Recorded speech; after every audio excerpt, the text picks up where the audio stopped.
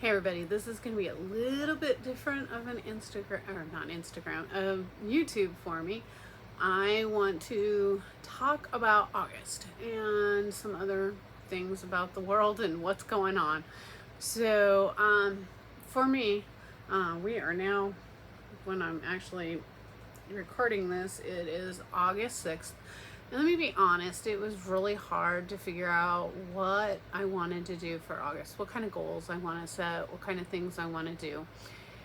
And that's just because I have so many things that are like undone and just kind of here. And, it's been a kind of hard May, June, and July, which many of you know. I left my previous position and I'm just trying to find myself again. And, you know, they left me really questioning who I am and why I'm where I'm at, and just like many things about myself. So that's okay. It's a good time to be, but it really made me stop and think. So first off, I'm going to read to you what I put on Instagram for my August goals. So August goal: tackle those unfinished tasks.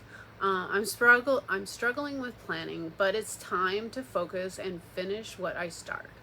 Stay tuned for updates as I work through my to-do list and embrace progress. Let's make this month productive.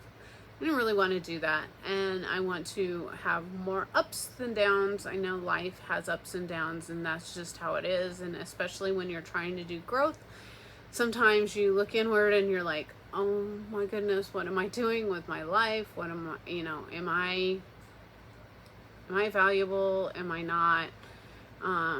Trying not to find so much worth in the world and the things around the world and jobs and positions and people that, and organizations and all that.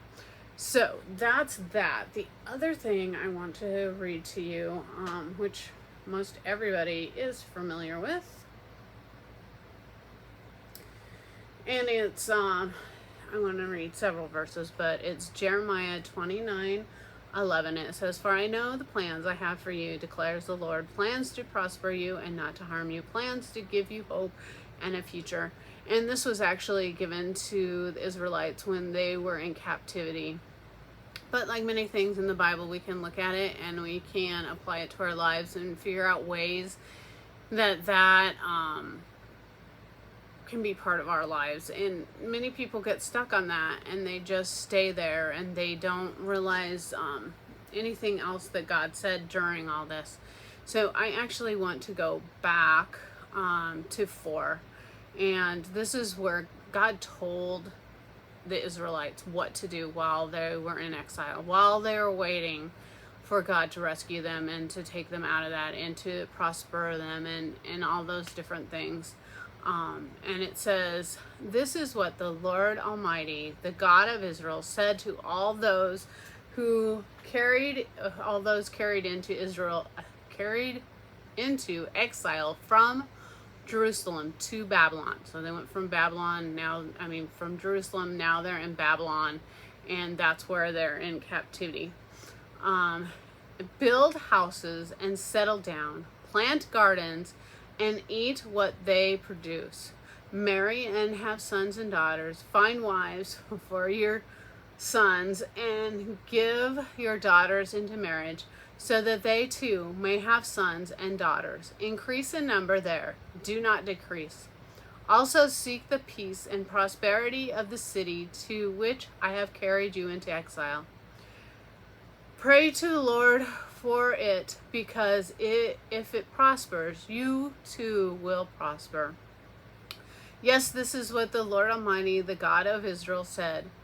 Do not let the prophets and diviners among you deceive you. Do not listen to the dreamers you encounter among them.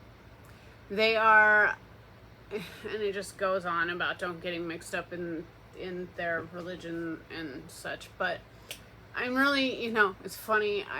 Even when I'm just reading that now, I'm even seeing more, because before I started this, I was like, I went outside in the garden And there was a rose bush that my husband gave me, I think it was for Mother's Day, and it was looking horrible a couple weeks ago because it was not in the right location in the garden. And so all the leaves actually died and some of the branches were dying, and it just looked horrible. So I went in and I pruned it all up, and it grew new leaves and new branches. And it's crazy because I moved the location, I fixed it all up, I watered it up, I put some more dirt in it, and I moved the location, and it just looks beautiful now. I will have to try to figure out how to put a picture in somewhere, maybe at the very end of this video or maybe at the beginning. I don't know, we'll see. You'll see where it is.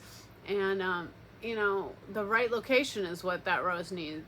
And just like the last 16 years, I was at a location where my employment, I did prosper and I did do good things, and I did, you know, I stayed and I was planted, and I had my babies, I grew them, they were raised there, they're now older, you know, all that stuff. And I have to embrace what I did there and realize that I did good things, even though, especially in the last couple of years, I felt like I was a failure and that I didn't do well. And the way it ended, I wasn't fired, I actually quit, and I was able to leave on my own terms, but they did not make me feel like I did well, and they did not make me feel like I was a valued member of their organization. And that is something that I want to help other organizations to acknowledge the people that they have as employees. And I just feel really strongly about, I know sometimes organizations will get wrapped up in what they're doing, and they forget that there are people that are there that are working really hard and just need somebody to acknowledge that, and just needs to, you know, we need to embrace our employees as much as we embrace our customers. And just reading all that in the Bible just made me realize that, you know, I was in a good place and good things happened during that time. And sometimes I was like, should have I left because it's telling me I'm supposed to bloom where I planted? Well, I did, and that time period has ended. I needed to be there when my parents' health declined so that I could take care of them, and they've both passed now, and things are so much different now.